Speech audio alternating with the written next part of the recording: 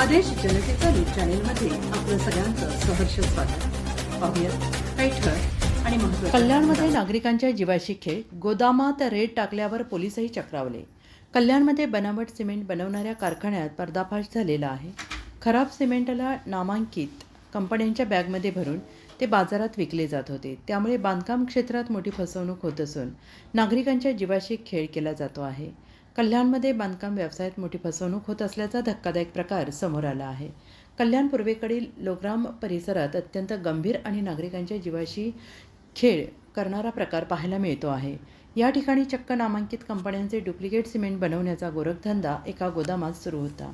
मात्र जागरूक नागरिक पवन दुबे यांच्या सतर्कतेमुळे हा धक्कादायक प्रकार उघडकीस आला, ज्यामुळे पोलीसही चक्रावून गेलेले आहेत. कल्याण पूर्वेकडील लोकराम परिसरात अल्ट्राटेक, अंबुजा यासारख्या नामांकित कंपन्यांचे खराब झालेले, बांधकामास अयोग्य ठरलेले आणि स्पष्टपणे नॉट फॉर रिसेल असे लिहिलेले निकृष्ट सिमेंट मोठ्या प्रमाणात आणले जात होते. त्यानंतर या सिमेंटच्या कचऱ्याचे खडे फोडून त्याची पावडर पुन्हा तयार केली जात होती. त्यानंतर ही निकृष्ट पावडर हुबेहूब त्याच कंपनीच्या नवीन बॅगमध्ये भरली जात होती.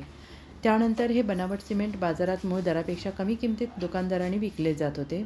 आणि या सगळ्या प्रकाराने बांधकाम उद्योगात केवळ आर्थिक फसवणूक नव्हे तर नागरिकांच्या जीवाशी खेळ केला जात असल्याचं स्पष्ट झालं आहे. पोलिसांनी याबद्दल नाराजी व्यक्त केली आहे. हे बनावट सिमेंट वापरून बांधलेली घरे किंवा इमारती भविष्यात कधीही कोसळू शकतात आणि यामुळे कल्याण डोंबिवली परिसरातील बांधकामांमध्ये या निकृष्ट सिमेंटचा किती वापर झाला आहे याचा सखोल तपास होणं गरजेचं आहे, कारण या संपूर्ण प्रकार नागरिकांच्या जीवावर बेतण्याची शक्यता आहे. या प्रकरणी पोलिसांनी घटनास्थळी धाव घेतली असता 3 ते 4 ट्रक भरले जात होते. तसेच सुमारे 10 ते 12 कामगार सिमेंट भरण्याचे काम करत होते. सुरुवातीला पवन दुबे यांनी विरोध केल्यावर नरेश मिश्रा नावाच्या व्यक्तीने आपण जागेचा मालक असल्याचं सांगत त्यांना धमकावलं. मात्र कामगारांच्या चौकशीत ही कंपनी उल्हासनगरमधील नवीन भाटिया यांची असल्याची माहिती मिळते आहे. सध्या पोलिसांनी घटनास्थळाचा पंचनामा करण्याची प्रक्रिया सुरू केलेली आहे. त्यांनी 3 ते 4 ट्रक आणि विक्री योग्य नसलेले मोठ्या प्रमाणात सिमेंट जप्त केलेले आहे.